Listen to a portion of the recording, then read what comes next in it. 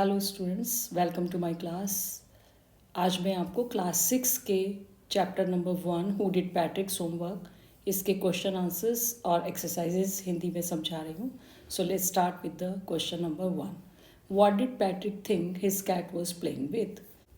Patrick ने क्या सोचा था कि उसकी कैट किस चीज़ से खेल रही थी? व्हाट वाज इट रियली, और वो वास्तव में क्या थी? तो this question has two parts, so let's start with the first part.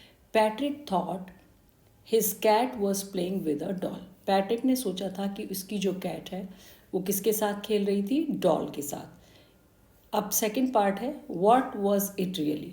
इसका आंसर है, it was really a man of tiniest size. ये वास्तव में एक सबसे छोटे साइज का व्यक्ति था। Question number 2, why did the little man grant Patrick A wish? क्यों उस छोटे से आदमी ने जो पैट्रिक की जो इच्छा थी उसको स्वीकार कर लिया था? Answer, the little man requested Patrick to save his life from the cat. क्योंकि लिटिल मैन ने प्रार्थना की थी पैट्रिक से कि वो उसकी ज़िंदगी को सुरक्षित कर ले, किससे बचा ले? कैट से। And in return he promise to grant his wish, और बदले में उसने उसे ये वायदा किया था कि वह उसकी इच्छा को पूरा करेगा। Question number 3, what was Patrick's wish? Patrick की क्या इच्छा थी? Answer, Patrick's wish was that, Patrick की यह इच्छा थी that he wanted the elf to do all his homework. Elf tiny size का जो लिटिल मैन है उसके लिए वर्ड यूज हुआ है एल्फ, बौना आदमी। Patrick wish was that, Patrick की इच्छा थी, वो चाहता था कि ये जो एल्फ है, ये जो छोटा साइज का आदमी है, to do all his homework, उसका सारा होमवर्क ख़त्म करे till the end of the semester, उस सेमिस्टर के पूरे अंत तक। Question number 4, question number 4, in what subjects did the man need help? किस विषय पर, किन विषयों पर लिटिल मैन को आवश्यकता थी सहायता की? To do Patrick's homework, Patrick का होमवर्क करने के लिए। Answer, the little man needed help in English, maths and history to do Patrick's homework.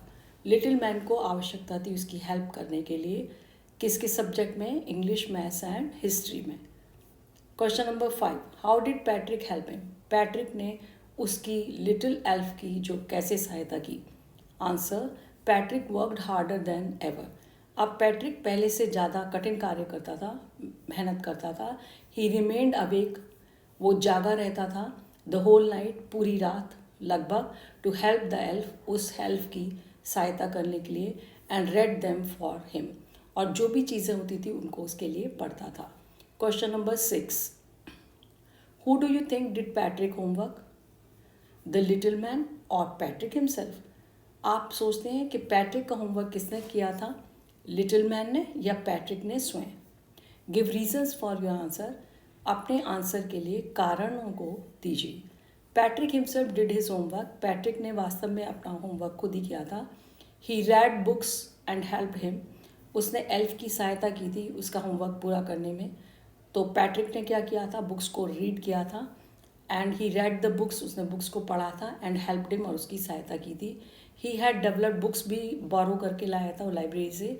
He had developed a new attitude, और उसने एक नया व्यवहार अपने अंदर परिवर्तन किया था।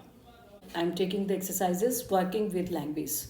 भाषा के साथ हम देखेंगे, fill in the blanks in the sentences below with the words और फ्रेजेस फ्रॉम द बॉक्स। अब बच्चों आपको क्या करना है? खाली स्थान भरने हैं, और उसमें आपको यूज़ करना है वर्ड्स को, या तो शब्दों को या फ्रेजेस। तो आपको बता दूँ, फ्रेजेस का मतलब क्या होता है? Group of words which has some sense, ऐसे शब्दों का समूह जिसका कोई अर्थ होता है, कुछ थोड़ा सा अर्थ होता है, कंप्लीट सेंस नहीं होता। फ्रॉम द बॉक्स, तो आपको क्या करना है? जो आपको वर्ड्स दिए हुए हैं फिल इन द ब्लैंक्स के लिए, उनको यूज़ करना है खाली स्थान में। तो मैं आपको पहले मीनिंग बता दे रही हूँ। जो बॉक्स में आपको बुक में दिए हुए हैं शब्द या फ्रेजेस, ये फ्रेज है because it is group of words. Out of luck, बदकिस्मत। भाग्य के विरुद्ध भी कह सकते हैं उसे, मिस्ट्री, रहस्य। ट्रू टू हिज वर्ड, वायदे का पक्का। चोर्स, उबाऊ नियमित काम। सेमिस्टर, छमाई। और बिटवीन यू एंड मी, तुम्हारे और मेरे बीच। लुक अप, ध्यान से देखना। फिल इन द ब्लैंक्स हैं some people find household chores, कहते कुछ लोग जो हैं हाउस होल्ड घर के काम को क्या समझते हैं, उबाऊ। नंबर 2 है इसका, who stole the diamond is still a mystery, किसने डायमंड को चुराया था ये अभी भी रहस्य है। तो हमने यहाँ पर क्या भरा, mystery. This semester we are going to have a class exhibition, इस सेमिस्टर हम क्या कर रहे हैं, अपनी कक्षा की प्रदर्शनी लगाएंगे। True his words the elf begin to help Patrick, जो एल्फ था उसने अपने शब्दों का वायदे को निभाया, जो एल्फ के बिगिन कर दिया, उसने काम शुरू कर दिया पैट्रिक का, एल्फ ने। Sentence number 5, can you look up this word in the dictionary, क्या इस शब्द को देख सकते हैं किस में, डिक्शनरी में। I started early to be on time, हालांकि मैं सवेरे समय पर जल्दी निकला था, but I was out of luck, लेकिन मेरा भाग्य मेरे साथ नहीं था। There was a traffic jam, और क्या था, रास्ते में ट्रैफिक जैम मिला। She says she has got a lot of books, वो कहती है उसके पास बहुत सारी बुक्स हैं, but between you and me, लेकिन ये बात तुम्हारे और मेरे बीच में है। I think the most of them are borrowed, मैं ऐसा सोचता हूँ कि जो अधिकांशतः बुक हैं उसकी बोरो की गई हैं, दूसरों से उधार ली गई हैं। अब आपके टेक्स्ट बुक में होमवर्क के ऊपर चैप्टर है, तो you may get to write on homework also, small paragraph on homework. तो ये आपके लिए एक होमवर्क पर पैराग्राफ है जिसे आप लर्न कर सकते हैं। Homework is very important for students, homework जो होता है कक्षा कार्य के साथ जो पढ़ाने के बाद जो होमवर्क मिलता है, गृह कार्य मिलता है स्कूल से, is very important for students, वो स्टूडेंट्स के लिए बहुत महत्वपूर्ण है। It helps the students to revise the lesson, इससे बच्चों को क्या होता है, जो स्कूल में लेसन पढ़ाए जाते हैं, पाठ पढ़ाए जाते हैं, उसका पुनरावृत्ति हो जाती है, और it helps us to understand the topic, और ये हमारी सहायता करता है समझने में उस विषय को। आई ऑलवेज डू इट, मैं हमेशा ऐसे करता हूँ। I note it give boost to my marks, और मुझे पता है इससे मेरे मार्क्स जो ऊंचे आते हैं, मतलब अच्छे मार्क्स मुझे प्राप्त होते हैं। I sometimes take help of my mother to understand the difficult topic, मैं कभी कभी सहायता लेता हूँ अपनी माँ की, कोई डिफ़िकल्ट जो टॉपिक होता है विषय उसको समझने के लिए। I always get first position in my class, मैं हमेशा अपनी कक्षा में फर्स्ट पोजीशन प्राप्त करता हूँ। I help the weak classmates, मैं सहायता करता हूँ कमज़ोर अपने सहपाठियों की, टू अंडरस्टैंड द टॉपिक को समझने में। आई गेट गुड मार्क्स, मुझे अच्छी टिप्पणी मिलती है फ्रॉम माई टीचर्स, मेरे टीचर्स से। I get inspiration from it, और जब अच्छी टिप्पणी मेरे लिए की जाती है तो मुझे उससे क्या मिलता है, मुझे उससे इंस्पिरेशन मिलती है आगे बढ़ने की। अब देखिए इसके बाद में आपको दिया वर्किंग विद लैंग्वेज, एक पज़ल दी है आपको बुक के पीछे एक्सरसाइज में, कंप्लीट द क्रॉसवर्ड पज़ल, आपको ये पज़ल कंप्लीट करनी है। तो इसमें जो मैंने आंसर बता दिए हैं, जहाँ नंबर 1 पढ़ा है वेरी टायर्ड, तो उसके लिए हमारा एक वर्ड है वियरी, जो आपकी बुक में आया है इस चैप्टर में। वियरी मतलब tired. Had an angry look at the face, on the face, चेहरे पर गुस्से का भाव, उसको हम कहते हैं स्काउल्ड, ये 2 नंबर का आंसर है। 3 शॉर्ट ट्राउजर्स, जो शॉर्ट ट्राउजर्स होते हैं उसको हम कहते हैं ब्रीचेस, जांघिया। A fault in a machine that prevents it from working properly, fault मतलब दोष, जब किसी मशीन में कोई दोष आ जाता है तो प्रिवेंट्स मीन्स वो रोकता है उसको सही तरीके से, प्रॉपरली मीन्स सही तरीके से वर्किंग के लिए, काम करने के लिए, तो उसको हम एक शब्द में कहते हैं ग्लिच, उसको हम कहते हैं टेक्निकल मिस्टेक को क्या बोलते हैं, ग्लिच। इसके बाद है तकनीकी खराबी, जिसको हम बोलते हैं ग्लिच। इसके बाद 5th है ए स्मॉल एंड नॉटी बॉय, एक स्मॉल और जो नॉटी बॉय है, फेयरी बॉय है, उसको हम कहते हैं एल्फ।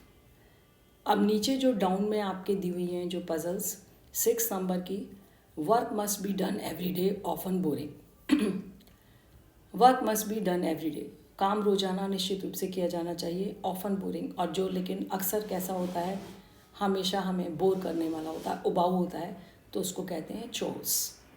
इसके बाद है 7th a breakfast with lid, a basket with lid, एक टोकरी जिसके ऊपर लिड मीन्स ढक्कन लगा होता है, उसे हम क्या कहते हैं, हैम्पर।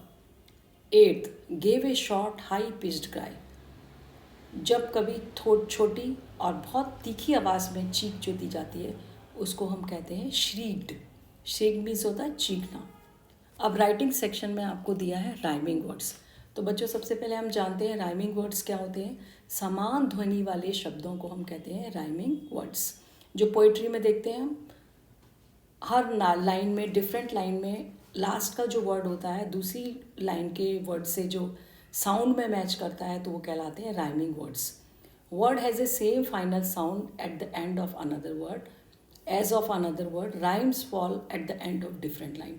हर लाइन के एंड में जो वर्ड आता है, यदि दूसरी लाइन के एंड में दूसरा कोई वर्ड आ रहा है और उसकी फाइनल साउंड दोनों की सेम है तो उसको कहते हैं राइमिंग वर्ड। मैंने एग्जाम्पल दिया है, जैसे आपको the elf did not always know what to do and he needed help help me he would say. अब इसमें से है इस लाइन के एंड में, दूसरी line and Patrick would have to help in whatever way.